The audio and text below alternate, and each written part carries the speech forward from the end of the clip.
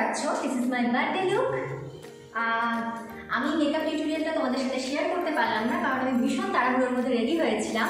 তো দেখো আমার এটা কমপ্লিট লুক। আজকে আমি এই ধরনের একটা লুক ক্যারি করেছি।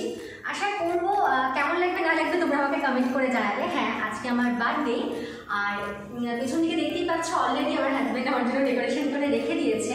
আর সামনে রয়েছে আমার টেবিল, আজকে আমি কেক কাটবো। আর এই মুহূর্তে আমার সামনে রয়েছে করোনা কেক, আর এই করোনা কেকের সাথে রয়েছে স্যানিটাইজার, তারপরে কি আছে এটা মাস্ক, সব কিছু এখানে রয়েছে।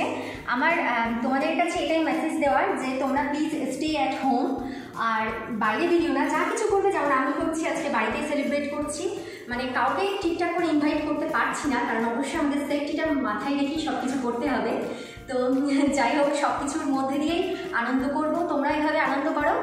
আর তোমাদের সকাল থেকে আমি অনেক অনেক উইশ পেয়েছি সোশ্যাল মিডিয়া, ইনস্টাগ্রাম, টুইটার, আমার ফেসবুকে, তারপরে তোমরা আমাকে ইউটিউবে কমেন্ট করেছো, তার জন্য সকলকে জানাই অশেষ অশেষ ধন্যবাদ। Thank you for wishing me. এবার আমি কেক কেটে নেবো, তারপরে তোমাদের সাথে সেই জিনিসটা আমি শেয়ার করে নেব।